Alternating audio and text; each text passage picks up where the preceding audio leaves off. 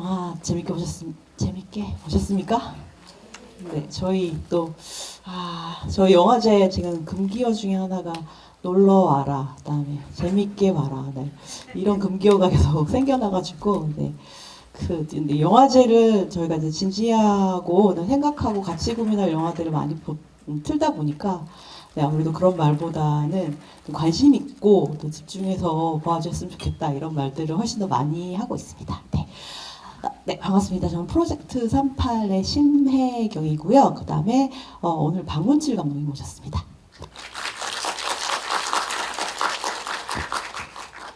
네, 저희 토크 지금 1시간 정도 진행돼 있습니다. 네, 편안하게 여러 이야기 나눠보도록 하겠습니다. 우리 지금 영화제에서 일본군 위안부에 관한 영화를 이제 3편 정도 틀고 있습니다. 네, 경성학교 사라진 소녀들, 그 일본군 위안부를 이제 연상시키게 하는 여러 장치들이 들은 극영화, 프로젝트 38 멤버들이 토크를 진행했고요. 그 다음에 이제 어제 오전에도 나의 마음은 지지 않았다, 이제 우리 허윤 선생님이 일본군 위안부에 대한 정말 교과서에 없는 다양한 이야기들을 좀 풀어주셨습니다. 그리고 이제 오늘 마무리이자 활용 점점이죠. 네, 보드랍게 같이 보셨습니다. 그리고 이제 우리 영화제 프로그램 중에서 우리 모두 다 시네토크가 붙어 있는 프로그램 중에서 사실 유일하게 감독님을 모신, 네, 프로그램이기도 합니다. 굉장히 소중한, 네, 프로그램이고요.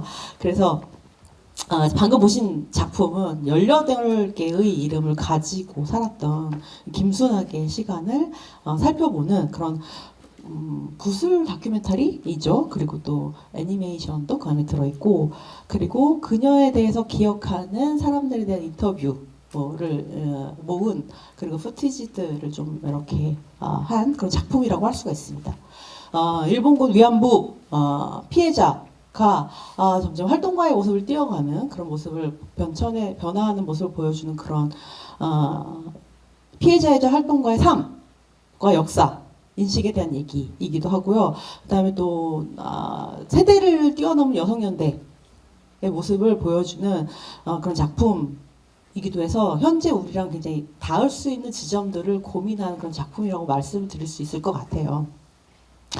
간단하게 그렇게 제가 인식한 수준으로 좀 말씀드리고, 또 박문칠 감독님 많이 아시겠지만 또 박문칠 감독님 좀 소개를 드리면, 네, 제가 뒷조사를 좀 이렇게 사부작 했는데, 네, 지금 캐나다 출생해서 여기민을 왔다라고 말씀을 하시죠. 그래서 자기 가족을 다룬 다큐멘터리로 굉장히 어떻게 보면 그 다큐멘터리 진영에서 이름을 먼저 날리셨다라고 말씀할 수 있을 것 같아요.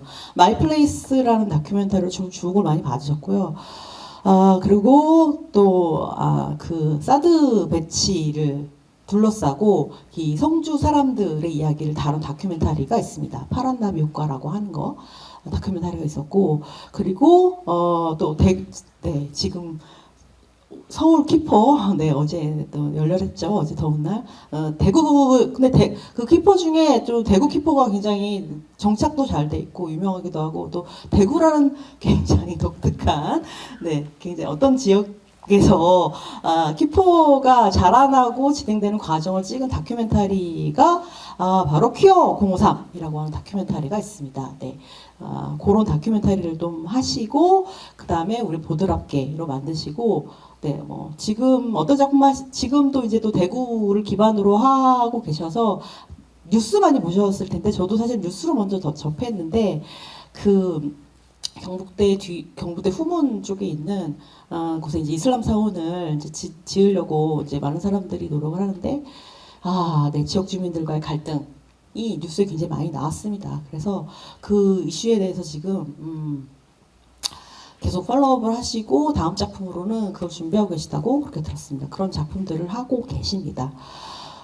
그래서 그런 작품들을 하고 계시는데, 오늘 우리가 이 토크를 준비하면서는 이제 이런 생각도 있었습니다. 그러니까 일본군 피해자라고 이제 많이 얘기를 하고 하는데, 사실은 피해자이기도 하지만 많은 분들이 활동가이시잖아요. 피해자이자 활동가인 이들, 그리고 또 정부에 등록하게 되면 이제 그렇게 되면 이제 공식적으로 이제 인정도 그렇고 인정이라고 하기도 그렇고 어쨌든 등록을 한 분들 중에 현재 2022년 같은 경우는 240명 40분 정도 등록을 하셨고 그리고 이제 생존해 계시는 분들이 11분이라고 그렇게 되어 있는데 이제 워낙 연로하시기 때문에 부고가 종종 들리게 됩니다. 이제 부고가 들리게 되면 이제 신문 기사가 또 이제 나잖아요. 이제 몇 분 안 이제 살아계시는 분 생존하시는 분들이 얼마 없는데 이 일본군 피해와 관련된 그 역사 문제를 어떻게 협상하고 해결할 것인가 우리가 지금 이제 독촉하는 그런 신문 기사들이 이제 종종 등장을 합니다. 이럴 때 그러면 이제 11분이 공식적으로 계신다고 하는데 그러면 그 11분이 다 돌아가시게 되면 이 문제는 끝인가? 뭐 이런 질문들이 생겨날 수가 있잖아요. 이런 식으로 그러니까 뭐 미디어든 아니면 뭐 정부든 외교적인 이슈든 뭐 정치적인 이슈든 이렇게 생존자들의 숫자를 이렇게 하나하나 카운팅해가면서 하는 어떤 그런 정치적인 전략 혹은 사회적인 이슈와 이후에 우리들이 이 일본군 위안부 문제를 어떻게 바라봐야 되는가 그런 것들 좀 생각해봤으면 좋겠다. 이 숫자 세계 정치를 넘어서 일본군 위안부 문제를 어떻게 기억하고 기록하고 생각하고 또 활동해 나갈 것인가 그런 고민. 그런 문제를 좀 얘기를 하려고 합니다. 그러면서 아마도 그런 고민을 가지고서 이런 작품을 만드셨을 거다. 작품 만드는 과정에서 굉장히 그런 생각을 많이 하셨을 거다라고 생각하는데, 저도 이제 요번에 공부를 많이 하면서 알게 된 이제 뭐 본격적인 개념이긴 한데, 마리안나 허쉬라고 하는 제너레이션 오브 포스트 메모리라고 하는 그런 유명한 책이 있다고 합니다, 여러분. 네, 이 포스트 메모리라고 하는 거, 그러니까는 뭐 대표적으로는 그러니까는 홀로코스트를 그 겪은 세대와 그 세대의 뭐 자녀들, 그 다음에 1세대, 1.5세대, 2세대, 3세대 사이에 그 기억이라고 하는 게 어떻게 전달되는가. 근데 그 기억의 전달 양식이 지금은 거의 이제 뭐 2세대나 3세대 같은 경우는 이제 부모의 사진이라든지 이야기들을 통해서 자기가 그 홀로코스트 트라우마를 기억하게 되는 건 거죠. 우리가 지금 보았던 일본군 위안부의 문제도 그 약간 비슷한 맥락에서 우리가 이해할 수 있을 건데, 그러니까 우리는 한 번도 겪지 않았잖아요. 전쟁의 경험이 없고, 사실은 일본군 위안부의 역사적인 트라우마를 직접적으로 당연히 경험하지 않았고, 사실은 뭐 내가 아는 사람에게 들은 것도 아니고 우리는 미디어를 통해서 듣거나 어떤 시각적인 정보들로 그 기억들을 이렇게 안고 가게 되는 그런 것들 이제 포스트 메모리라고 하는데 그럼 그 포스트 메모리라고 하는 걸 우리가 앞으로 어떻게 다룰 거냐 그게 어떤 자료 그러니까 사실은 자료는 디지털화돼서 굉장히 많이 지금 있는데 그런 것들을 어떻게 처리하고 그리고 어떻게 기억하고 그다음에 어떻게 편집해서 그 포스트 메모를 구성하는 방법들 이제 시각적이고 그다음에 서사적인 방법이겠죠. 그런 것들을 어떻게 해나갈 것인가에 대한 이야기들이 요 마리안나 허쉬의 개념에서 많이 이제 마리안나 허쉬는 굉장히 단편적으로 얘기했지만 많은 예술가들이라든지 그 다음에 연구자들이 그 개념을 굉장히 확장해서 다양하게 활용을 이제 하고 있는 거라고 저도 이제 공부를 많이 했습니다. 그러니까 이게 미술관에서도 특히 이제 미술관이나 박물관에서 많이 사용이 되는 것들이고요. 감독님도 역시 아마 그런 고민 속에서 이런 다큐멘터리를 만드셨을 것 같아요. 그러니까 사건 밖의 기록자로서의 시도. 사례 그런 것들을 보여주신 분이 박문칠 감독님이 아닐까 이제 그런 생각을 했습니다. 사실은 지부인도 굉장히 많이 하시고 그리고 워낙 지적이시고 또 네.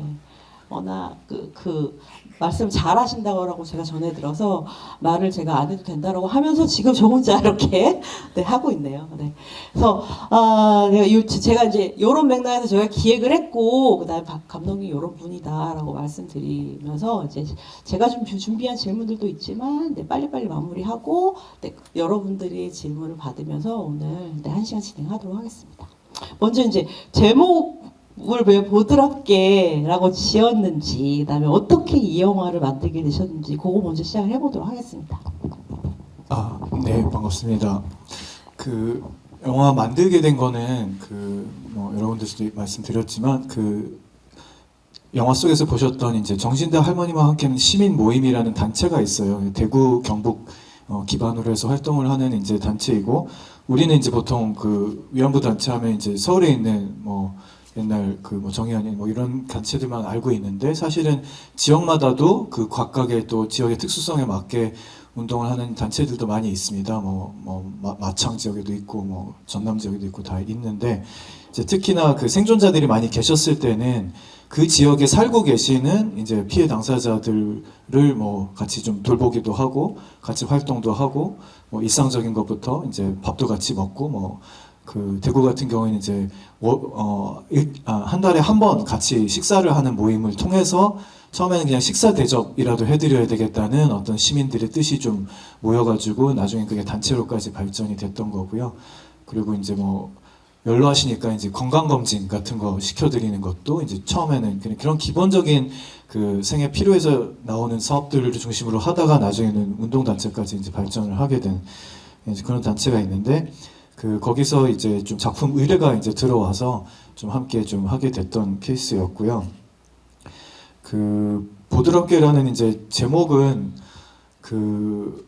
제가 제목을 잘 못 짓는데 항상 고민을 끝까지 하다가 이제 마지막 막판에 가서 짓는데, 이제 마지막에 편집을 다 해놓고 나서 영화 속에 나오는 모든 대사나 이미지나 그런 것들을 다 한번 쫙 펼쳐보고 그 중에서 이제 떠오르는 키워드나 이런 것들을 좀 이렇게 조합도 해보고 이렇게 브레인스토밍을 하기도 하고 하는데, 근데 그 중에 이제 영화 속에 이제 좀 중요하게 나왔던 아무도 보드랍게 대해주지 않았다라는 그 대사가 좀 가슴 아프기도 하고, 또 근데 그게 어떻게 보면 이분의 삶을, 김순학 선생님의 삶을 좀 전체적으로 관통하는 어떤 좀 키워드라는 생각도 들어가지고, 그래서 이 영화는 어떻게 보면 우리가 피해 당사자들을 한 사회로서, 공동체로서 어떻게 대해야 되는가라는 질문을 좀 던지고 싶었던 것 같고, 이제 본인은 보드라운 대우를 받고 싶었으나 평생 그걸 받지 못해서 그게 어떻게 보면 좀 한이 됐던 그렇기 때문에 그런 대사가 나왔던 건데, 좀 그 부분을, 그 대사도 곱씹으면서 또 우리 사회가 이분을 비롯한 여러 다양한 이제 어떤 젠더 폭력의 피해자들을 어떻게 대해야 되는가에 대한 좀 하나의 좀 키워드가 될 수 있을 것 같아서 좀 그렇게 잡아보긴 했고요. 근데 처음엔 좀 너무 임팩트가 없지 않나, 약간 무슨 인디밴드 이름 같지 않나, 약간 이런 얘기들도 있어서 좀 그러긴 했는데, 근데 나중에 좀 영화를 전체적으로 완성돼서 또 저도 이제 이렇게 극장에서 보거나 했을 때 좀 전반적인 영화의 톤과 제목과도 좀 잘 맞지 않나라는 생각도 들기는 해서 좀 나중에는 그냥 잘 지은 거 아닐까라고 스스로 좀 미안해 삼긴 했습니다. 네. 그리고 저도 인상적이었던 게 사실은 우리 정체성이라고 하는 게 사실은 단일하지가 않잖아요. 그래서 그러셨는지 모르겠지만 사실 18개의 이름을 가진 네, 여성의 이야기를 이제 담고 계신데, 근데 이제 처음에 한 번은 이해가 가지만 나중에도 또 마지막에도 한 번 더 그 이름들을 불러주시더라고요. 또 그렇게 구성한 이유가 뭔가 있으신가? 네. 처음에는 첫 장면을 기억하시는지 모르겠지만 이제 그게 할머니께서 이제 손으로 직접 본인의 이름 석자를 이제 쓰시는 건데, 그 순간에는 그게 잘 안 드러날 수 있긴 하겠지만, 이분이 사실은 평생 글을 모르고 이제 사셨기 때문에 읽지 못하시고 쓰시지 못하셨는데, 근데 유일하게 이제 쓰기를 배운 것이 이제 자기 이름 석자를 쓰는 걸 배우셨어요. 그래서 실용적으로 본인이 아파 작품 활동을 또 하셨는데, 그 작품에 이제 또 작가 사인을 하는 게 좀 좋잖아요. 그래서 그것 때문에 이제 더 연습을 해가지고 그 그림에 보면 그래서 항상 이제 그림 옆 맨 밑에 이제 김순학이라고 삐뚤삐뚤한 글씨로 쓰신 게 있는데 또 많은 분들이 그걸 또 작품 이상으로 또 그 글씨도 많이 좋아해 주셨고 그래서 그날 장면도 아마 본인의 그 자서전, 그러니까 전기가 나왔던 출판 기념회에서 그 사람들이 이제 책을 갖고 와가지고 이제 사인해달라고 하셨을 때 이제 그 썼던 그 기록이 다행히 카메라에 딱 아마 제가 대충 다 뒤져봤는데 딱 그 한 커트가 이름을 직접 쓰시는 장면이 있더라고요. 그래서 그게 그 이제 본인이 이제 우리가 이 영화를 통해서 어떤 사람을 만날 것인가 이제 이름은 뭐 삐뚤삐뚤 김순학인데 이제 그 속에서 어떠한 그 정체성들이 있을까를 이제 한번 소리내서 얘기를 좀 들려드리고 싶었고 근데 처음에는 이제 이게 뭔지 잘 모르겠죠. 이제 영화 초반이니까 뭔지 잘 모르는 상태로 듣게 될 것 같은데 영화 말미에 한 번 더 이제 나와야 되겠다고 생각한 거는 좀 이제 이분의 여정을 여러 가지 이름을 경유했던 그 평생의 여정을 우리가 이제 다 보고 났을 때 그 이름들을 다시 이제 한번 되새겨보고 들었을 때 좀 그게 좀 색다르게 좀 들리기도 했으면 좋겠다는 생각이 들었고 사실 사운드는 완전히 똑같은 사운드를 그냥 복붙을 이제 한 거거든요. 근데 그게 처음에는 좀 의아한 상태에서 좀 들렸을 것이 나중에 가서는 조금 좀 더 이해도 되고 각각의 이름들에 담긴 어떤 무게나 그 감정들이 조금 실려가지고 느껴졌으면 좋겠어서 이제 한번 다시 그래도 우리가 복습을 해보면 좋지 않을까라는 마음에서 이제 그 뭐 차이와 반복이라고 할 수도 있을 것 같고 네. 그래서 반복하면서 좀 새로운 의미들을 획득하면 좋겠어서 이제 좀 했던 거고요. 근데 한 가지 좀 덧붙이고 싶기는 한 것은 이제 이게 마케팅을 하거나 이럴 때 뭐 18개 이름을 가진 분이라고 많이 얘기되고 뭐 하는데 사실 18개라는 게 또 너무 고정되면 또 그것도 좀 안 좋겠다는 생각은 많이 들어서 그것도 한편 우려스럽기는 했었어요. 사실 그 말고도 훨씬 더 많이 있을 수도 있고 혹은 제가 붙였던 18개가 혹은 제가 찾았던 18개가 뭐 외에도 더 있거나 아니면 그것 자체가 조금 뭐 다르게 불리는 게 더 맞을 수도 있는 것도 있을 것 같은데 그래서 그거는 좀 너무 그거 자체에 고정될 필요는 없겠다는 생각은 듭니다. 그냥 다양한 정체성들이 있었다는 걸로 한번 지금 되새겨보면 좋을 것 같다는 생각을 했습니다. 지금 말씀하신 그 책은 내 속은 아무도 모른다 카이라고 하는 책이죠. 그래서 요거는 자서전이라고 얘기할 수도 있는데 사실 구술을 받아가지고 한 세교 아마 많은 부분 낭독하시는 것도 그 구술 그 내 속은 모른다 카이 중에 일부인 건가요? 뭐 그 구술을 여러 번 많이 하셨어요. 그러니까 아마 많은 피해 당사자 분들께서도 그냥 한 번 하시는 게 아니라 여러 번들 하셨을 거예요. 그래서 그때 여가부에서 돈이 나올 때마다 조금씩 하는 것도 있고 사업별로 뭐 지역별로 또 개별적으로 하는 경우도 있을 거고 그래서 그것도 참 좀 저도 지금 보면서 사후적으로 생각해 보면 되게 비체계적으로 진행이 됐다. 그러니까 나라 차원에서 한꺼번에 예산을 제대로 들여서 이거를 원자료를 다양하게 앞으로 활용할 수 있도록 처음 할 때 제대로 하고 혹은 뭐 몇 번에 나눠서 하더라도 그 계획을 제대로 세워서 했더라면 더 좋았을 텐데 이제 본의 아니게 피해 당사자분들이 같은 얘기를 괴로운 이야기를 여러 번 이 사람한테도 했다가 저 사람한테 이런 걸 하시게 된 것들이 좀 많이 있어요. 그래서 그것도 조금 그 여러 부침이 있겠다는 생각이 좀 그 운동의 여러 상황에 따라 많이 달라졌겠다는 생각은 드는데 그래서 낭독을 하는 거는 실제로 그 구술을 하셨던 원 자료, 그러니까 음성이나 영상 자료가 있고요.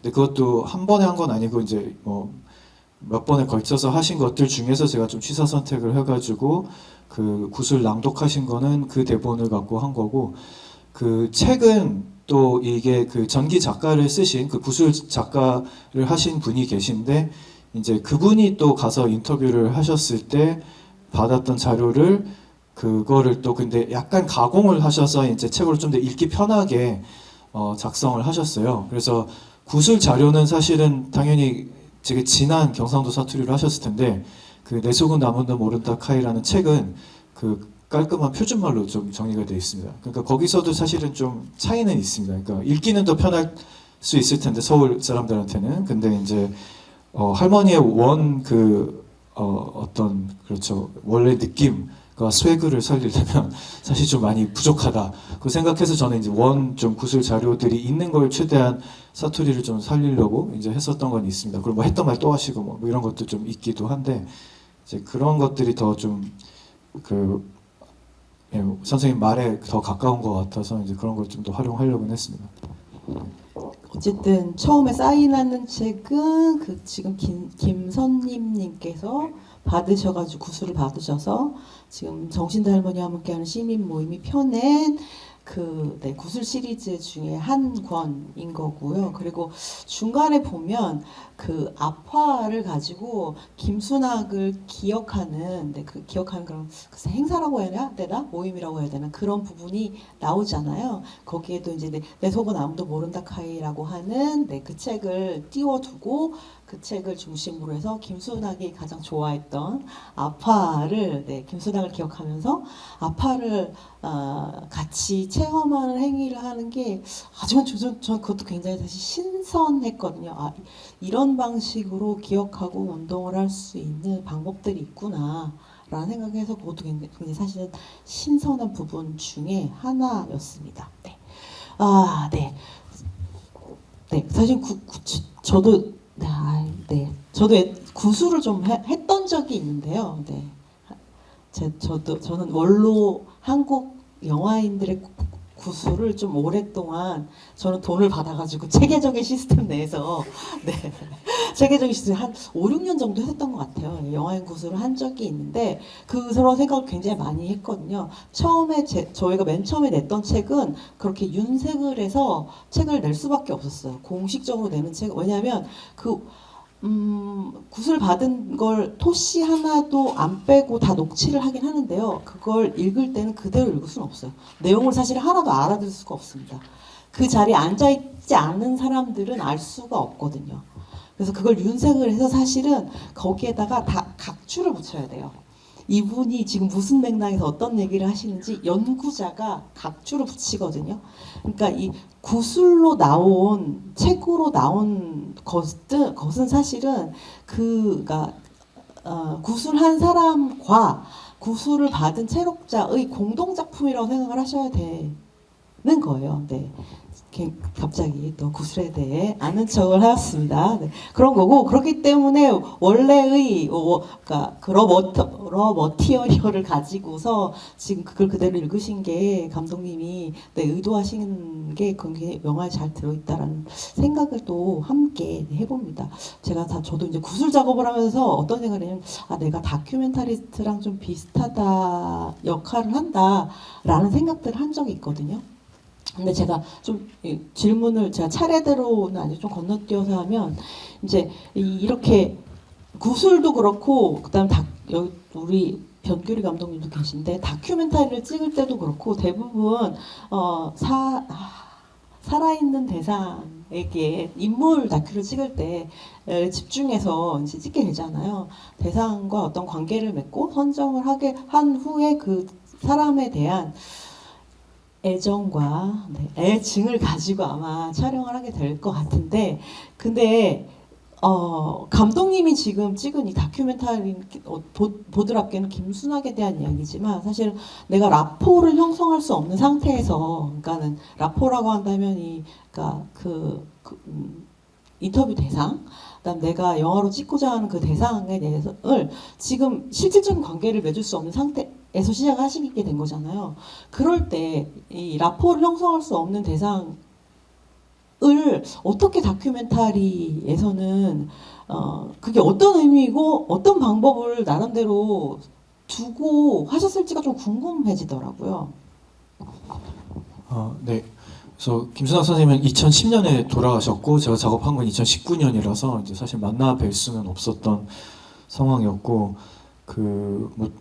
한 가지는 이제 저로서는 그냥 새로운 도전을 해본다는 것이 있었기 때문에 한 번쯤 해보고 싶다라고 처음에는 무턱대고 무모하게 이제 시도를 하게 된 것 같고 하면서는 이게 정말 쉬운 작업이 아니구나라고 많이 느끼기는 했던 것 같고요. 말씀하신 것처럼 제가 관계를 맺을 수가 없기 때문에 어떤 부분을 어떻게 드러내는 데 있어서 사실은 좀 조심스러운 게 많이 있을 수밖에 없었는데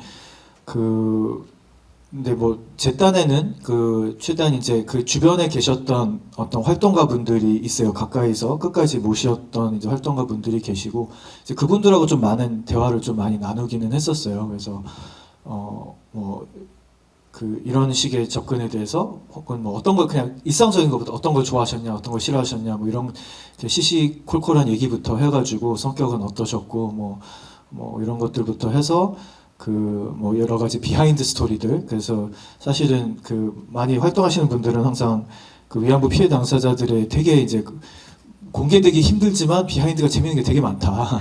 그 뒤에 그 흑막의 역사가 되게 많고 이제 자기네들끼리 여러 가지 이제 또 얽히고 설킨 어떤 관계들, 사람 사는 것이기 때문에 그런 것들이 재밌는 게 많이 있는데 뭐 그런 것도 최대한 많이 이제 재밌게 듣기도 하고 그리고 이제 구술 자료를 제가 많이 그 토대로 삼았기 때문에 그게 이제 몇 시간에 달하는 분량들이 많이 있는데 제가 그걸 다 이제 좀 음성 MP3 파일로 만들어서 전화기에 넣고 어디 이동하거나 할 때마다 계속 좀 들었어요. 그래서 저한테도 처음에는 이게 뭔 말인지 잘 말씀하신 것처럼 그 자리에 있지 않았기 때문에 그리고 옛날 분들 말씀이 이제 여기 갔다가 30년 뒤로 갔다가 앞으로 갔다가 뭐 이게 중구난방으로 튀기 때문에 이게 무슨 말씀을 하시는 걸까 처음에는 좀 감이 안 잡혀서 되게 여러 번 듣는 어떻게 보면 그 노동을 해야 됐어요. 훈련과 노동을 계속 했었어야 됐는데 이제 그러는 과정에서 그 이분의 어떤 성격이나 좀 스타일이나 뭐 그런 걸 조금 더 이제 제가 알 수 있겠다는 생각이 들고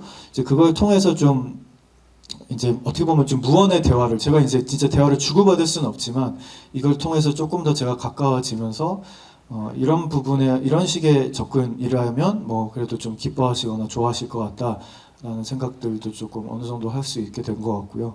그래서 좀 그렇죠 이제 접촉하지 않는 어떤 라포를 그런 식으로 예, 좀 하게 되고 예, 그리고 이제 좀 중요한 결정들을 할 때는 뭐 이따 지문에도 있는 것 같은데 좀 그 특히나 그 단체 작품을 의뢰하셨던 이제 단체 활동가 분들하고 좀 긴밀히 상의를 하기는 좀 했었습니다. 예. 그리고 좀 이 다큐멘터리가 좀 재밌는 게 어제 그 나의 마음 지지 않았다 보신 분들이 있을지도 모르겠는데 허윤 선생님도 이제 얘기를 해주시고 그 다음에 제가 또 예전에 눈길이라고 하는 그 영화 GV를 그 시나리오 극본을 쓰신 유보라 선생님하고 한 적이 있는데 그때 좀 되게 저도 놀랐던 게 이 일본군 위안부의 서사가 소녀가 이렇게 잡혀가서 어려웠지 해방이 되었지 그러고서 이제 뿡 건너뛰어서 1990년대나 2000년쯤으로 가죠. 그래서 소녀였다가 할머니로 쭉 뻥 하는 거잖아요. 그래서 그러니까 일본 위안부의 이미지는 소녀와 할머니라고 하는 그 두 개의 이미지밖에 없었는데 그 눈길이라고 하는 영화에서 이제 유보라 작가님이 하신 게 자기가 사실 진짜 해보고 싶은 얘기는 그 일본군 위안부의 그러니까 해방 이후부터 그 자기가 일본군 위안부라고 이야기하기 전까지 30대, 40대, 50대의 삶을 그려보고 싶다라는 말씀을 하셨거든요.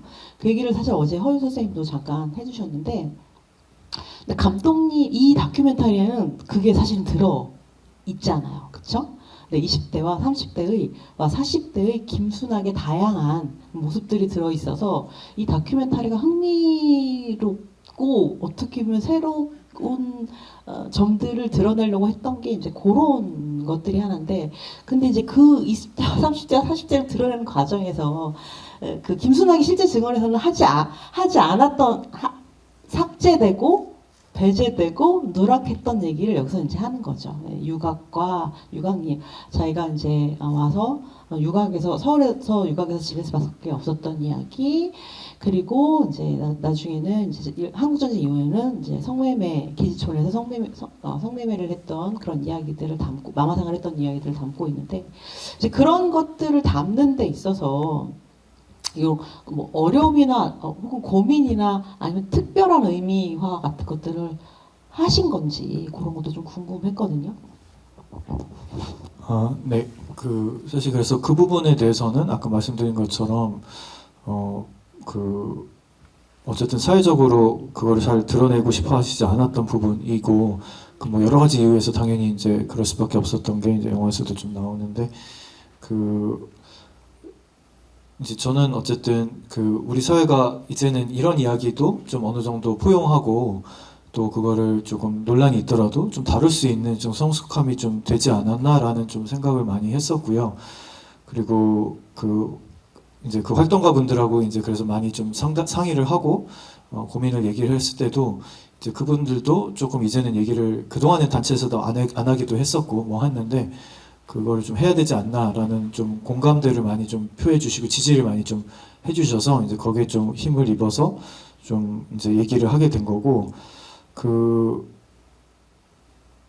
네, 그러니까 어떻게 보면 그 당시에 이제 그 학교도 안 나오셨던 그리고 글도 모르시는 분이 돌아오셔가지고 사실은 생계를 꾸려 나갈 수 있는 방법이 사실 정말 막막한 거죠. 게다가 남동생인가 둘이 있어요. 또 그리고 아버지는 또 돌아가셨고 아버지는 이제 딸이 없어져가지고 이제 거의 화병이 나셔가지고 나중에 금방 돌아가셨어요. 그래서 고향에 그러니까 해방 후에 돌아와 보니까 아버지가 이미 돌아가셔 있다는 걸 알게 된 거예요. 그래서 그것도 되게 큰 충격이셨고. 근데 이제 그 상황에서 이제 여자 혼자서 자기 어머니와 남동생 둘을 먹여 살려야 되는 입장이 이제 돼버린 건데 할 수 있는 일이라는 게 이런 일밖에 이제 없었던 그리고 본인이 알고 있는 세계도 이제 그거밖에 없었던 그런 상황에서 그런 선택을 하셨고 근데 이제 많은 경우 저도 보니까 이제 다른 피해 당사자분들은 그래도 원가적으로 좀 돌아가시거나 그래서 원가족이라는 울타리가 있거나 아니면 어떻게 그래도 시집을 결혼을 하시는 경우에는 대부분은 그 울타리 안에서 또 다른 이제 어떤 가족의 울타리 안에서 그래도 좀 그냥 주부로서 엄마로서 이렇게 살아가시는 그게 있는데 근데 이제 그렇지 못하신 분들이 이제 또 있으신 거죠. 결혼을 못 하시거나 안 하시거나 그런 분들 같은 경우에는 본인이 이제 생계 부양자가 돼야 되는데 근데 그런 상황에서 여성들이 그 당시에 위안부를 갔다 온 여성들이 할 수 있는 일이라는 게 이제 정말 많지가 않았던 거고 그래서 상당수의 분들이 이제 알려지지는 많이 않았을 수는 있지만 이제 비슷한 성매매 혹은 성매매 주변에 있는 그런 비슷한 뭐 술집이라던가 뭐 요리집이라던가 이런 식의 일들을 많이 이제 하시고 그랬던 거죠. 근데 그 부분의 어떤 현실을 누락하고서 이분들의 삶을 이야기를 과연 할 수 있는가? 그게 과연 온당한 것인가? 아니 그럼 도대체 뭘 먹고 살았던 것인가? 이게 이제 당장 물질적인 것도 설명조차 이제 안 되는데 근데 이분은 그러면서 아들 둘을 또 혼자서 싱글맘으로서 뭐 키우시기도 하셨고 그게 이제 저절로 되는 거는 아닐 거고 뭐 국가에서 지원을 해준 것도 절대로 아닌 건데 그 현실 그리고 그 속에서 이제 이분이 뭐 터득하게 된 여러 가지 성격들 뭐 이런 것들을 좀 드러내는 게 좀 필요하다는 생각이 들었고 그리고 뭐 말씀하신 이제 허윤 선생님의 어떤 얘기나 눈길 작가님의 이야기도 저도 사실 리서치를 하는 단계에서 읽기는 읽었었어요. 그래서 그리고 저 역시도 이제 그죠 우리가 위안부 아줌마라던가 이런 건 한 번도 들어본 적이 없잖아요. 위안부 엄마로서 위안부 이런 거 별로 없었던 것 같은데 좀 이 30, 40대, 20대, 30대, 40대의 모습이 좀 다뤄지고 좀 그럴 필요가 있겠다. 그래서 소녀와 할머니는 항상 이제 우리가 어떻게 보면 좀 연민을 갖고 좀 도와줘야 되는 어떤 연약한 대상인데 사실 억척스러운 아줌마, 시장에서 막 정말 욕하는 할머니, 뭐 이런 모습들 혹은 뭐 자기 몸을 젊었을 때는 본인의 몸이나 웃음이나 뭐 서비스를 파는 어떤 그런 여성들에 대해서는 우리가 전혀 다른 시선을 갖고 바라보잖아요. 뭐 불쌍하거나 뭐 이런 시선이 아니라 그래서 그렇게 이제 한국 사회에서 우리 주변에 있었을 법했던 그런 20, 30대 여성들이 이분들의 배경과 역사 속에서는 사실은 어찌 보면 뭐 그런 일들이 있었을 수도 있겠다. 뭐 그런 없었을 수도 있지만 그래서 그런 분들도 우리가 현대사를 지나오면서 그런 사람들을 그동안 사회가 어쨌든 많이 냉대를 하고 뭐 배제를 공동체에서 많이 배제를 시켜왔는데 그리고 공적인 역사나 뭐 많이 배제가 돼 있었는데 그분들을 조금 이해해보고 좀 다시 다 새로운 눈으로 한번 바라볼 수 있는 좀 계기가 될 수도 있지 않을까라는 생각에서 좀 꼭 필요하다고 생각은 했었습니다. 네, 되게 이제 피해자성이라고 하는 그 전형성에 대해서 그걸 파괴할 수 있는 방식으로 아마 김순하게 뭐 그 중년 시절을 굉장히 잘 그려주셨던 것 같아요. 그리고 질문이 제가 너무 많은데 다 할 수가 없을 것 같고 요것만 하고 이제 플로어로 넘겨야 될 것 같아요. 네, 그 또 이 영화가 오늘날의 세대들이 생각할 수 있는 그냥 참여할 수 있는 방식으로 이 영화를 또 이렇게 영화 후반부로 좀 구성을 하셨던 것 같아요. 미투의 3인의 인물을 등장시켜가지고 낭독하는 장면들이 있죠. 근데 이 장면에 대해서는 이제 어떤 사람들은 내가 왜 위안부 문제를 계속해서 고민하고 근데 이게 나랑 무슨 상관이지? 라고 하는 점들을 오히려 그런 의문을 품었을 때 미투의 당사자들이 나와서 이야기를 하는 게 굉장히 도움이 됐다. 그런 식으로 이 영화를 인식하는 사람들도 있고 또 굉장히 또 어떤 사람들은 이렇게 미투와 일본군 위안부 문제를 그냥 딱 이렇게 하나로 등치시켜 가지고 젠더 폭력이라고 하는 이슈, 그러니까 일본군 위안부의 이슈가 이제 국가라든지 제도적으로 여성의 몸을 이제 도구화하고 폭력화했다라고 하는 그런 맥락을 너무 납작하게 이렇게 만들어 버리는 것은 아니냐라고 하는 그 비판들이 사실 두 가지 반응들이 있는데 이제 그거에 대해서 감독님은 또 어떤 생각을 갖고 계신지 궁금하다. 그 질문을 드리고 싶습니다. 네.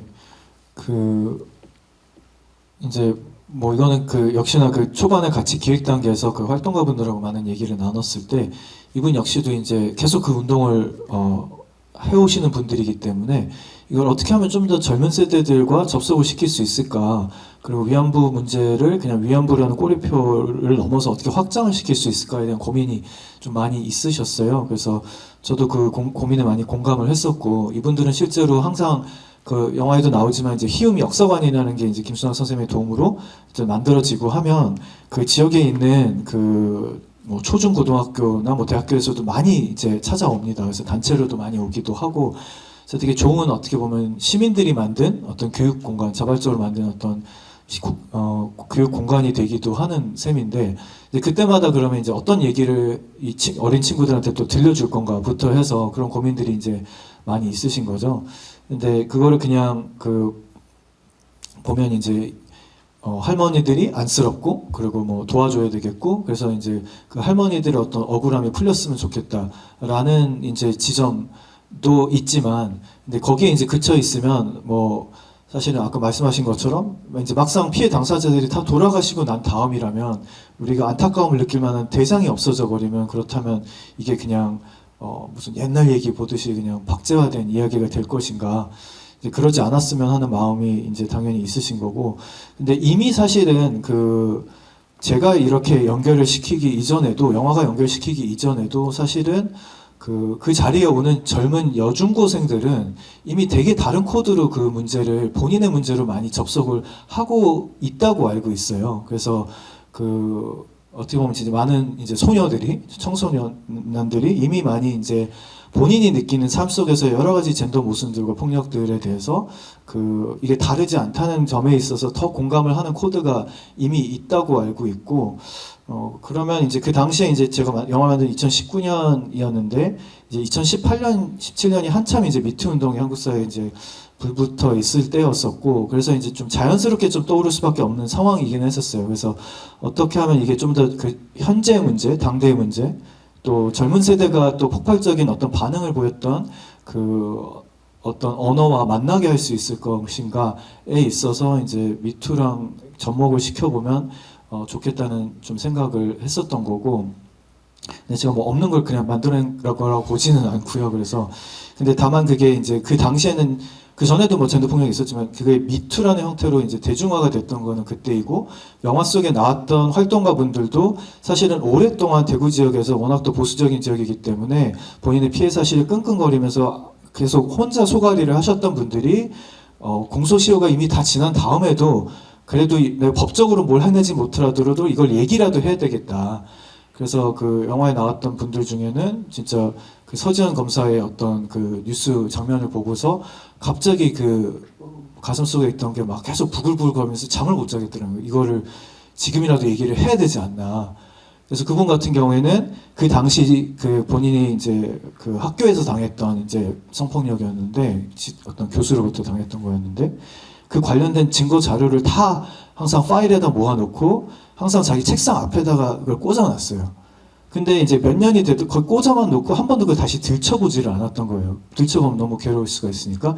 근데 그걸 버리지도 않고 이사 가면서도 항상 그 자리에 이렇게 놓고 있었던 거예요. 그러니까 그러다가 그 미투가 터지면서 그 뭐 6, 7년이 지났던 그 옛날 자기 꼬꼬마 시절의 이야기를 이제 더 이상 안 되고 그때 다시 이제 한번 열어보시고 이제 그걸 공개하시기로 하셨던 건데 근데 그만큼 그 미투라는 그 당시에 이제 어떻게 보면 대중들에게 언어를 이제 갖게끔 하고 그거를 이제 묵혔던 사건들을 꺼내게 만들었던 것이었기 때문에 저는 이제 영화라는 게 좀 대중적인 말거기라고 생각을 하면서 이제 만드는 입장인데 대중들의 어쨌든 기억과 경험과 속에 이제 가장 좀 있는 보편적인 언어와 연결을 시키는 것이 그나마 좀 많은 사람들과 좀 소통을 할 수 있는 어떤 재료가 될 수 있지 않을까라는 생각에서 그게 이제 말씀하신 것처럼 이제 물론 제가 그 두 가지 피해가 이제 당연히 하면서도 우려가 됐던 건 이걸 너무 등치시키진 않았으면 좋겠다.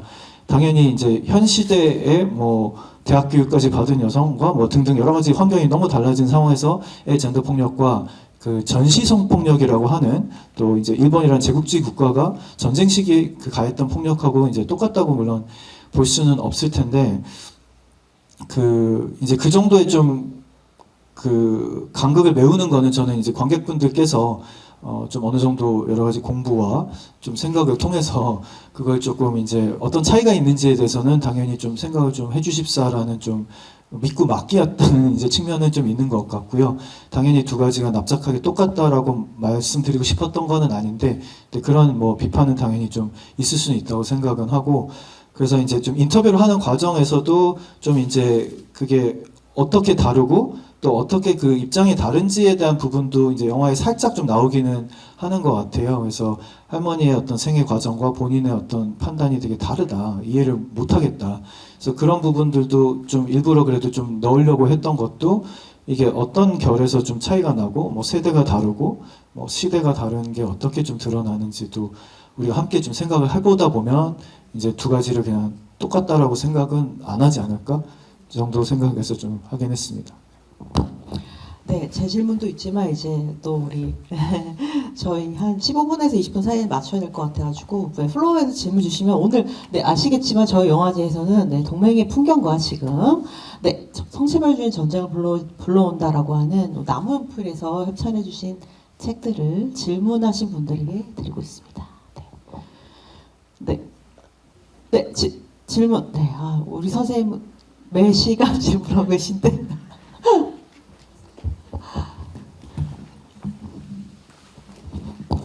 네, 영화 너무 잘 봤습니다. 계속 감독님 영화를 뭔가 영화제나 이제 볼 기회가 있으면 보는데 이 영화를 볼 때 당시에는 딱 그 군복무를 하고 있어가지고 못 봤는데 오늘 처음 보게 됐거든요. 근데 보게 돼서 너무 좋았던 것 같고요. 이제 영화 중간에 애니메이션을 통해서 그 할머니 구술을 설명하는 방식을 사용하시잖아요. 그럼 그 애니메이션 표현에 있어서 좀 중요하게 여기셨던 지점들이 어떤 것들이 있는지 궁금합니다. 네, 감사합니다. 그 애니메이션 같은 경우에 이제 좀 그 이재임 애니메이터라는 분하고 뭐 작가님하고 같이 얘기를 많이 좀 했었는데 그 일단은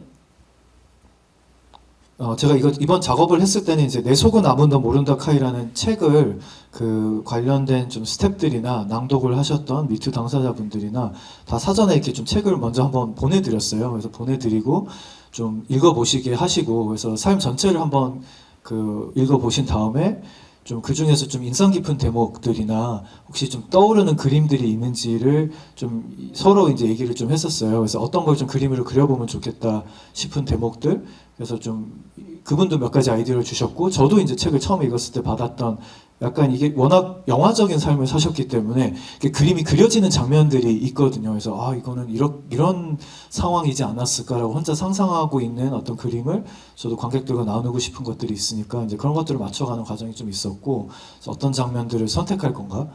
그다음에 이제 그림의 스타일 같은 경우에는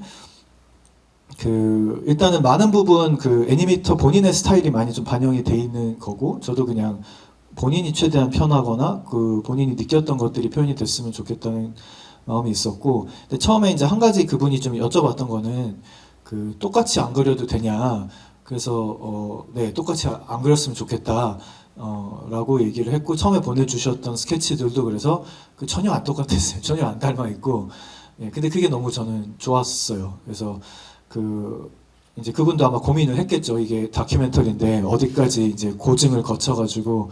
근데 보면 이제 할머니는 정말 빼빼 마르시고 막 깡마르신 편인데 그림은 정말 이렇게 퉁실퉁실하고 뭐 이렇잖아요. 근데 이제 저는 이제 똑같지 않았으면 좋겠다는 게 이제 어차피 제가 생각하는 이 다큐멘터리는 김순학에 대한 하나의 그냥 해석이라고 저는 생각을 해요. 100% 다큐멘터리가 뭐 100% 어떤 사실을 보여줄 수 없다고 생각을 하고 그리고 이거는 특히나 돌아가신 후에 찍었기 때문에 더더군다나 제가 생각하는 어떤 하나의 해석과 버전일 수밖에 없는데 근데 그 안에서 저는 이제 낭독을 하시는 분들도 본인의 목소리로 본인의 어떤 감정 톤으로 본인의 사투리로 각자의 해석을 좀 하기를 바랬고요. 그래서 이제 낭독을 시킬 때도 그냥 할머니 말씀을 너무 그대로 성대모사를 하려고 하진 않았으면 좋겠다. 그러니까 본인이 편한 호흡대로 본인의 사투리대로 그냥 했으면 좋겠다라고 주문을 좀 드렸고 애니메이터한테도 그래서 본인이 해석하는 어떤 김순학을 보여주면 더 좋겠다. 그렇기 때문에 이제 완전히 뭐 모든 거 하나 똑같이 그리고 또 막 무슨 물론 역사를 왜곡하고 싶진 않았지만 그렇다고 너무 뭐 그 당시 뭐 서울역의 모습이 어땠고 뭐 무슨 기둥이 몇 개가 있었고 뭐 이런 것까지 그대로 우리가 하는 것은 좀 이 작품의 정신과 좀 맞지가 않다. 왜냐면 이제 할머니 이미 말씀하셨거든요. 내 속은 아무도 모른다 카이라고 이미 선을 그으셨어요. 니네 모른다 라고 철벽을 치셨기 때문에 저는 그것이 되게 맞다고 생각을 했어요. 제목을 보고 아 너무 제목이 좋다. 그러니까 그분이 구술을 이제 자기를 찾아온 젊은 연구자나 활동가들한테 얘기를 하시면서도 니네가 어떻게 그 당시에 글도 모르는 자기의 어떤 심정을 그걸 어떻게 니네가 알겠냐. 그 시절에 뭐 기시촌이 어땠고 유곽이 어땠고 그걸 한 번도 본 적도 없는 까마득한 옛날에 니네가 어떻게 알겠냐라는 마음에서 그 말씀을 하셨던 건데 이제 세월이 더 지나기도 했을 뿐더러 더 만나기도 못하는 상황이 됐기 때문에 그러니까 제가 그 속을 100% 안다고 감히 얘기를 하는 것보다 그냥 내가 생각하는 건 이 정도고 애니메이터가 생각하는 이 정도고 구술 낭독자가 생각하는 건 이 정도인데 관객 여러분들이 보시기에는 어떻습니까? 라고 어떻게 보면 좀 제안을 하는 작품이라고 좀 생각을 했었고요. 그래서 이제 좀 애니메이터한테도 그런 좀 자유도를 주고 싶었고 그 다음에 이제 퉁실퉁실한 모습이 저는 좋았던 게 되게 좀 추상적이라는 생각이 들었어요. 그래서 어느 한 개인을 지칭하는 그림이 아니라 지시하는 그림이 아니라 그 시대를 살았을 법한 아무개 여성 아무나일 수도 있겠다. 그래서 이제 이게 단지 김순학 한 사람의 이야기가 아니라 그 시대를 살았던 비슷한 조건의 다른 여성들에게도 충분히 해당될 수 있고 그런 사람들까지도 연상이 될 수 있는 좀 약간 여백이 있는 그림체라서 좀 좋았던 것 같아요. 그래서 그걸 오히려 좀 격려를 좀 했었던 것 같고 그리고 이제 본인의 스타일이 좀 그렇긴 한 건데 좀 그림체도 되게 그래서 결과적으로 되게 보드라운 그림체가 돼서 좀 끔찍한 현실이 있는 어떤 재현 장면들도 있을 수밖에 없는데 그거를 조금은 그래도 좀 중화시켜주는 역할을 좀 해서 더 좋지 않았나라는 생각을 합니다. 네, 여기 네.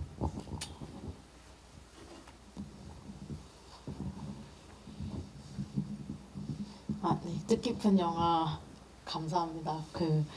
다큐 영화 장르 특성상 영화와 준비와 제작 과정에 차이가 있을 것 같은데 어떤 점이 혹시 가장 다르다고 생각하시는지 좀 궁금합니다. 다시 설명을 해주시겠어요? 준비 네. 과정과 네, 준비와 제작 과정에 이제 차이가 있을 것 같은데 가장 다르다고 생각하는 게 어떤 건지. 무엇과 다른 걸까요? 다큐 영화와 극 영화의 극 영화. 네. 감사합니다. 옛날에는 하긴 했지만 그 뭐 일단은 저도 예전에는 극영화를 하기도 했었는데 그 뭐 아무래도 극영화는 그 사전 작업에서 시나리오와 사전 작업 단계에서 모든 거를 다 이제 준비를 하는, 물론 현장에서 나오는 우연적인 요소들도 뭐 간혹 있기는 한데 많은 준비 한 90% 준비하고 이제 그러는 차이가 있는 것 같고요. 근데 다큐는 이제 하면서 발견해 나가는 게 좀 많이 있는 것 같고, 편집을 하는 과정에서도 아 내가 어떤 얘기를 하고 싶었던 것인지가 오히려 사후적으로 발견되는 것들이 좀 많이 있는 것 같아요. 그래서 그런 게 좀 가장 큰 차이인 것 같고, 그래서 이제 대충의 얼개는 물론 한 60% 정도의 얼개를 갖고 저도 촬영을 하고 그 자료 화면들을 모으고 했었는데, 이제 나중에 편집 과정에서 이걸 어떻게 엮을지에 대해서는 그 뭐 많이 바뀌었던 것 같아요. 그러니까 뭐 아까 말씀하셨던 이를테면 이름들을 낭독하는 것도 처음에는 그냥 앞에 부분에만 있었어요. 근데 이제 나중에 거의 마지막 편집쯤에 가서 아 이게 다시 한번 메아리처럼 한번 다시 좀 들려줄 필요가 있겠다라고 생각이 들었던 것도 있고, 그래서 그런 것들이 이제 나중에 좀 덧붙여지면서 영화가 점점 더 특히나 편집 과정에 더 많은 그 요소와 변수들이 더 많이 생기면서 다듬어지고 마무리가 되는 것 같습니다. 그런 차이가 좀 가장 저는 컸던 것 같고요. 그리고 뭐 그 이건 이제 돌아가신 대상이니까 조금 변수가 좀 덜했던 것 같은데, 살아있는 대상을 찍을 때는 훨씬 더 이제 변수가 많아지고, 그래서 제가 첫 번째 말씀하신 사적인 가족에 대한 다큐를 찍을 때는 서로 상당히 다른 11개의 서로 다른 가편집 버전이 있었어요. 그래서 1년에 걸쳐서 계속 거의 또 바꾸고, 근데 그 바뀌어지는 게 이제 편집을 한 다음에 아 이게 부족하니까 또 찍게 되는 거예요. 그래서 갑자기 부모님 인터뷰를 또 하고 3차 인터뷰를 하고 또 4차 인터뷰를 하고 뭐 이러면서 내용이 완전히 또 방향도 많이 달라지고 내용도 달라지고 뭐 그러는 게 이제 살아있는 대상을 찍을 때는 더 또 많이 달라지는 것 같습니다. 네, 한 번 질문만 더. 아이고, 이제 그만하려고 했더니 어떡하지? 아니 좀 모아가지고 좀. 아, 모을까요? 네, 4개 듣고 우리 모아서 5분 동안 답할까요? 네, 그렇게 하신답니다. 질문은 30초씩. 네, 여기 앞 이렇게 돌까요? 이렇게 돌도록 하겠습니다. 고도리 방향으로. 아까 얘기 나오긴 했었는데요. 그러니까 공식 석상에서는 어떤 유곽이나 이제 그런 이제 성매매 어떤 그런 얘기를 하기가 이제 어려운 거를까지 가감없이 이렇게 담아내신 거에 대해서 저는 되게 인상 깊게 봤고, 사실 미투 운동 때도 이제 성매매 피해 당사자인 경우에는 이렇게 나와서 얼굴을 드러내지 못하고 뭐 다른 활동가들이 대독을 한다던가 아니면은 이제 실명을 노출하려고 했을 때 주위에서 만류를 한다던가 이런 경우들이 있거든요. 그래서 이제 다른 위안부를 다룬 영화들하고 좀 오늘 본 이 작품은 좀 저에게 좀 다르게 다가왔고, 그런 점에서 되게 좀 의미가 있었다고 생각을 하고, 그리고 이제 그 낭독하신 분들이 이제 단순히 낭독을 넘어서 이제 본인의 이런 이 사실도 이제 언급을 이렇게 좀 하시잖아요. 얼굴을 다 드러내고. 그래서 그분들을 섭외를 하심에 있어서 또 얼굴 노출이나 이런 부분에 대해서 좀 어떻게 뭐 어려움은 없으셨는지, 어떻게 섭외를 하셨는지 그런 것도 궁금합니다. 네, 2번. 네, 두 번째 분. 네, 저기 있습니다. 네. 네, 우선 영화 너무 잘 봤고요. 개인적으로 그러니까 좋았던 부분이기도 하면서 또 궁금했던 부분은 이제 이 영화에 나오는 모든 사람들이 김순학 할머니를 제외하고는 이 사람들의 이름이 직접적으로 드러나지 않잖아요. 그래서 맨 처음에 이제 구술 대독을 했던 분들도 영화 끝마무리에 가서야 이제 이분들이 이제 미투를 했던 분이라는 것이 드러나고, 그래서 전 처음에는 이분들이 전부 다 희음이나 정신다 할머니와 함께하는 모임에서 활동하는 활동가분이라고 이제 자연스럽게 생각을 하고 영화를 보게 되었는데, 특별히 이제 이 영상에 나오는 분들의 이름을 뭔가 호명하거나 기입하지 않은 이제 이유가 따로 있으신지가 궁금했습니다. 네. 네, 아주 짧은 질문들 아주 좋습니다. 네. 아까 4분이셨는데도 늘어나셨네, 그 사이에. 네. 네, 다 하죠 뭐. 네. 질문 30초. 네. 아, 저 이렇게 고도리 방향을 잘 모르시는구나 우리 아영 선생님이. 네. 네, 저는 그 이 주인공이신 김순학 선생님을 선정하신 이유가 궁금한 게 이게 아카이빙 자료를 이용해서 찍어야 되다 보니까 자료가 가장 많은 분을 선정하셨는지 아니면 다른 이유가 있는지 궁금합니다. 네, 안녕하세요 감독님. 저 영화 출연했었던 박혜정입니다. 아니 이런. 네, 전 질문이 제가 이 작업 참여하고 그리고 처음 영화를 봤을 때 그때 첫째 아기 출산하고 전주영화제 때 집에서 외부로 보고 그리고 지금 둘째 출산하고 지금 여기 이번에 또 여기 영화제에 또 이렇게 나오는 거 소식 듣고 지금 왔는데 그렇게 제가 작업을 하고 이 영화로 이렇게 딱 남는 거에 대해서도 되게 참 기분도 좋고 근데 이렇게 영화가 한번 찍으면 이렇게 계속 오래 남으니까 그랬는데 이번 이렇게 계속 이제 그러고는 이제 우리 이 보드라크 영화가 이제 영화 그 상영이 끝나고는 이제는 그렇게 좀 잊혀지지 않을까 이렇게 좀 생각했었는데 또 이렇게 길게 또 이번에도 또 영화제 이렇게 또 초청을 받고 그래서 저는 참 기분이 좋고 그런데 감독님께서는 이제 그 기분이 어떠신지 소감 너무 궁금합니다. 네, 마지막 네, 앞에 계신 분으로 마무리하겠습니다. 아니 또 자꾸 늘어나시네. 큰일 났네. 네, 요번까지 질문 받을까요? 짧으니까 그래서. 영화 잘 봤습니다. 감사합니다. 안에서 다큐에서 나온 것 중에 제일 인상 깊었던 게 위안부 할머니들께서 많이 말씀하시는 전쟁 안 일어났으면 좋겠다 해서 그 평화 아파가 참 기억에 많이 남았습니다. 그래서 여기 포스터에 있는 이 작품도 제가 궁금해서 여쭤보는 건데 이 작품의 탄생 비화라던가 혹은 포스터에 이 작품을 특별히 선정하신 이유에 대해서 여쭤보고 싶습니다.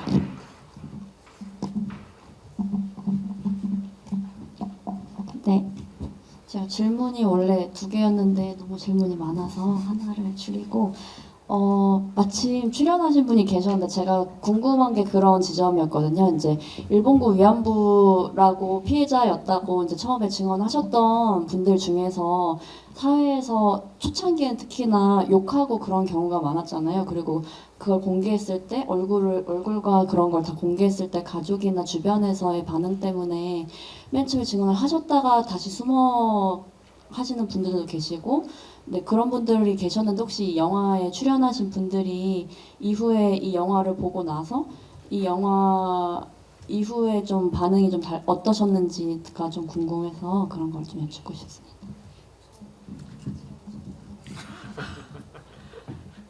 네, 소유 선생님 사적으로 물어보시고요. 네.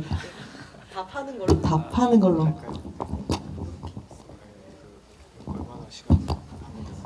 얼마나 할 수 있을까요? 30분까지? 네, 30분까지 하시라고 합니다. 네, 그러면 뭐 시간이 없진 않은데 일단은 그 섭외 그 미투 그 당사자분들 이제 또좀 뭐 모자를 쓰셔서 좀 못 알아뵀는데 아무튼 와 계셨더니 네, 그 섭외한 거는 이제 저도 그냥 직접 연락을 하기에는 조심스럽고 해가지고 이제 지역에 있는 여성 단체를 통해서 그 섭외를 좀 했었고요. 그래서 그 이분들의 미투를 이제 옆에서 여러 가지 법적으로나 뭐 심리적으로나 지원했던 단체들을 통해서 이제 조심스럽게 이제 이런 프로젝트가 있는데 혹시 출연을 하실 수 있겠나 근데 그쪽에서도 처음에는 되게 좀 아무튼 어려워하시기는 하셨어요. 왜냐하면 얼굴이 이제 드러나야 되는 부분이 있으니까 그래서 조심스럽게 제안을 했고 그리고 이제 그 제안을 하시는 자리에 그분들도 같이 동석을 해가지고 약간 3자가 만나서 이제 그 이러이러한 프로젝트로 설명을 드리고 생각을 좀 해봐 주셨으면 좋겠고 그리고 뭐 책도 그때 이제 드리기도 하셨었고요. 근데 저도 좀 걱정을 했는데 의외로 좀 세 분 모두 되게 흔쾌히 그냥 처음부터 하시겠다고 좀 대답을 해주셔서 좀 큰 힘이 이제 되기는 했었고 그러니까 어느 정도 어떻게 보면 이것도 좀 어떻게 보면 그 운동 전체의 좀 성과라고 저는 생각을 하는데 좀 그 1년 동안 1년 넘게 이제 고생스럽게 미투를 하는 과정에서 기자회견도 하고 뭐 뉴스 인터뷰도 하고 뭐 여러 가지들을 활동을 하시면서 어느 정도 이분들도 그거를 통해서 마음의 준비를 좀 많이 해오신 과정이 되고 본인이 조금 그 단단해질 수 있었던 어떤 시간을 보내신 후에 저는 어떻게 보면 그냥 싹 숟가락만 약간 얹게 된 셈인 것 같은데 작품은 이제 그 과정을 겪으셨기 때문에 본인의 얘기를 이제 공개적으로 이야기하는 게 어느 정도 이제 조금 익숙해지시고 좀 편안해지시고 또 감당을 하실 수 있는 준비가 이제 되셨기 때문에 그런 것들이 좀 가능해졌던 것 같고요. 네, 그리고 그 뭐 이름을 이제 쓰지 않은 거는 이제 저는 뭐 귀찮으니까 편집할 때 항상 이제 맨 마지막에 이제 이름을 마지막에 넣을 건가 말 건가를 이제 고민을 마지막에 합니다. 근데 아마 다들 그러실 것 같은데 근데 이제 귀찮으니까 이제 이게 정말 필요한 건가를 고민을 하는 거예요. 그래서 정말 필요하다고 생각하면 이름을 넣은 작품들도 있고요. 근데 필요 없을 것 같은데 싶으면 이제 안 넣는 작품들도 많이 있는데 이제 이번 같은 경우에는 이제 그러니까 굳이 이분들의 이름 석자나 어떤 직함이 사실은 크게 중요한 것이 아니라 어떻게 보면 김순학의 어떤 친구들 혹은 뭐 김순학의 동지들일 수도 있다고 생각을 하고 만났었던 동지도 있고 뭐 만나지 못했던 나중에 간접적으로 알게 된 사람도 있겠지만 그래서 이게 이 영화가 저는 뭐 어떻게 보면 다양한 세대와 경험을 갖고 있는 여성들의 일종의 좀 앙상블이라고 저는 좀 생각을 하는데 그래서 보면 그 맨 처음에 18개 이름과 얘기했던 그것도 이 영화에 출연하셨던 모든 분들에게 맨 마지막 숙제가 자, 이 이름들을 한번 읽어봐 주세요 라고 인터뷰 맨 끝에 가서 부탁을 드렸거든요. 그래서 그 목소리들을 다 모아가지고 다양한 여성들의 어떤 어떻게 보면 합창, 중창 뭐 이거를 해서 그 소리가 나게끔 이제 했던 건데 그런 의미에서는 이분들의 이름이나 직함보다는 이제 그냥 여성으로 뭐 다양한 우리가 얼굴을 보면 알 수 있는 다양한 어떤 그렇죠 이제 외모와 뭐 연령대의 여성들이 이제 모여서 이루어진 작품이다라는 느낌이 전해졌으면 좋겠다는 생각이 있었고 네 그래서 뭐 비화지만 어쨌든 인터뷰를 했던 남성도 있었는데 뭐 이래저래 그래서 빠지게 됐습니다. 그래서 네. 그분에게 너무 죄송하지만 어쨌든 그렇게 됐고요. 그다음에 이제 김순학을 선택했던 거는 말씀하신 것처럼 아카이브가 많아서이기도 합니다. 그러니까 보니까 가장 좀 출연 분량이 많으세요.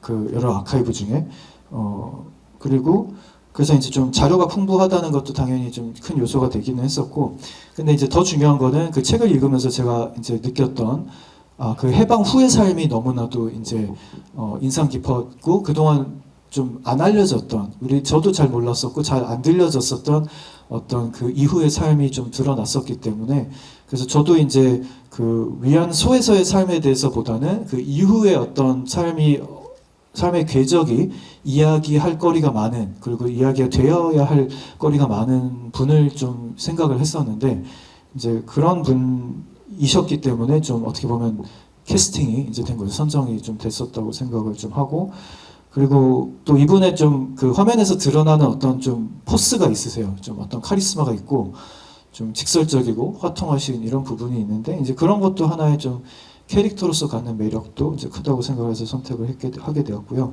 그 영화 포스터 지금 혹시 들어오시면서 그 전단지 뭐 받으신 분도 있을 텐데 포스터에 보면 그게 이제 그 처음에 디자인 팀에서 이제 뭐 그냥 시안으로 그냥 이렇게 잡아서 이렇게 했던 것 중에 하나였어요. 이제 그거는 그 개봉 이전에 그냥 영화제에서 그냥 간단한 엽서를 돌리기 위해서 그냥 뭘 할까도 이게 예쁘네 하고 이렇게 이제 됐던 거였어요. 근데 그게 나중에 고민을 하다가 마케팅 팀에서도 고민을 하다가 이걸 포스터로 해도 괜찮지 않을까라고 해서 했던 건데 이제 보통 우리가 이런 영화들을 볼 때 갖는 어떤 선입견이 있습니다. 이제 보기 힘들 거고 어두울 거고 뭐 괴로울 거고 뭐 이런 이미지들을 어떻게 하면 조금 시원하게 좀 그래도 좀 상쇄시킬 수 있는 이미지가 뭘까를 많이 고민을 하셨는데 그 아파 작품 중에 이용을 하면 좋겠다는 아이디어도 당연히 있었고 근데 이 작품이 좀 되게 색도 그렇고 많이 좀 화사하고 예쁘다고 생각이 들어서 디자이너분 그 전문적인 디자이너가 보기에도 그렇게 해서 이제 선정이 됐는데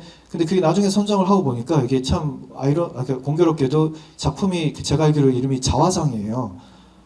그래서 본인이 본인의 얼굴을 한번, 그러니까 매주 갈 때마다 그 아파 선생님께서 뭐 다양한 숙제를 내주셨을 텐데, 그때마다 어떤 떠오르는 어떤 이야기, 그래서 뭐 아까 그 평화 작품도 이제 뭐가 시끄러운 일이 세상에 많을 때는 아, 나는 평화로웠으면 좋겠다 세상이. 아, 그러면 평화라는 작품을 해보면 어떨까요? 라고 이제 그때 나왔던 이제 아이디어들인데, 이때도 이제 좀 얼굴을 그려보면 어떻겠나 해서 본인의 얼굴을 그래서 사실 잘 보면 약간 닮아 있는 구석이 좀 있어요. 좀 길쭉하고 뭐 이런 것이. 그래서 아, 이게 보드랍게 하는 영화가 이분의 어떤 일대기이고, 근데 마침 작품 그 자화상이라는 작품이 포스터로 쓰이는 것도 그러니까 의도가 된 건 처음부터는 아니었는데 어떻게 하다 보니 딱 그게 좀 맞아떨어진 부분이 있어서 저도 좀 좋은 선택이었다라고 생각이 들었습니다. 그리고 출연자 섭외는 아까 좀 말씀을 어느 정도 이후의 반응 이거는 본인이 직접 아까 조금 얘기를 좀 해주셨던 것 같기는 한데 그래서 좀 작업에 참여하시면서 좀 많이 이제 그 미투 1년 동안 너무 고생을 많이 하셨던 거예요, 다들. 그래서 많이 심신이 지쳐 있는 상태에서 이 작업을 하시게 되었는데, 이 작업을 통해서 자기가 그 1년 동안 혹은 1년 넘게 오랜 세월 동안 고생을 했던 그것이 어떤 의미를 가지셨는지 사실은 이제 좀 정리를 하실 시간이 좀 많이 없으셨던 거예요. 활동할 때는 너무 정신이 없으니까 일종의 좀 평가 내지는 뭐 뒤풀이 뭐 이런 걸 할 기회가 없었던 건데, 이 인터뷰와 이 작품에 참여하셨던 짧은 그 시간의 계기가 좀 김순학이라는 어떤 삶에 비춰봤을 때, 그 거울에 비춰봤을 때 내 활동이 어떤 의미가 있었는가를 좀 되새겨볼 수 있는 시간이 돼서 좀 좋았다는 말씀들을 많이 하셨고, 그리고 그게 완성된 작품 안에서 이제 보여졌을 때에도, 그러니까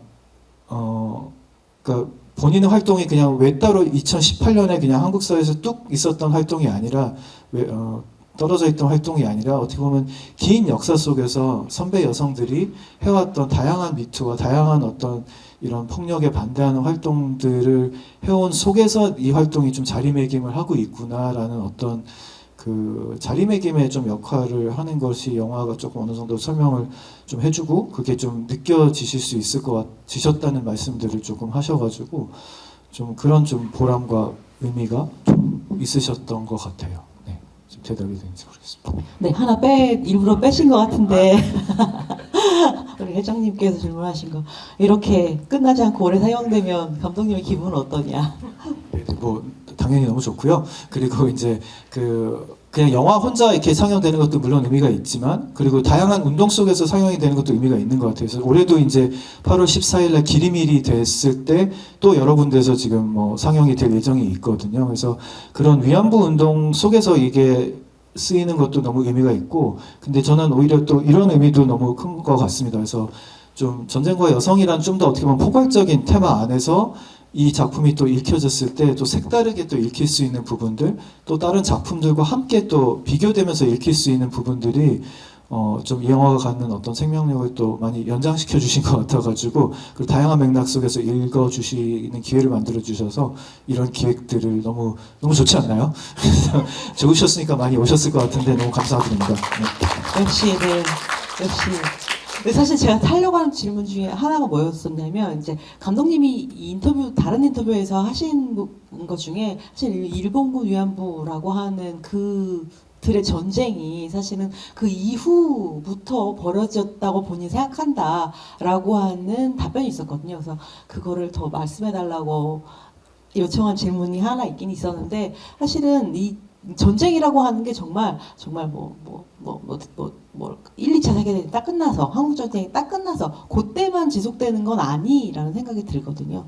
전쟁이라고 하는 거는 그 이후에도 삶 자체가 끊임없이 전쟁과 관련을 맺을 수밖에 없었고, 그 전쟁의 상처를 어떻게 치유하는가, 또 그때 벌어졌던 일 때문에 일상에서 또 어떤 또 다른 전쟁을 겪고 치러야 하는가가 김순학의 삶에 사실 고스란히 다양하게 들어있다는 생각이 저도, 아마 감독님께서 하실 말씀이 있으시겠지만 저희도 그런 맥락에서 이 전쟁과 여성의 관계를 생각해 볼 수도 있지 않나라고 생각을 해봤습니다. 그래서 그런 맥락에서 우리 영화제에서 보드랍게를 여러분들도 읽어주셨으면 좋겠다라고 부탁을 드리고요. 또 저희가 시간이 없기 때문에 다음 상영이 있기 때문에 여기서 마무리하겠습니다. 감사합니다. 네, 감사합니다.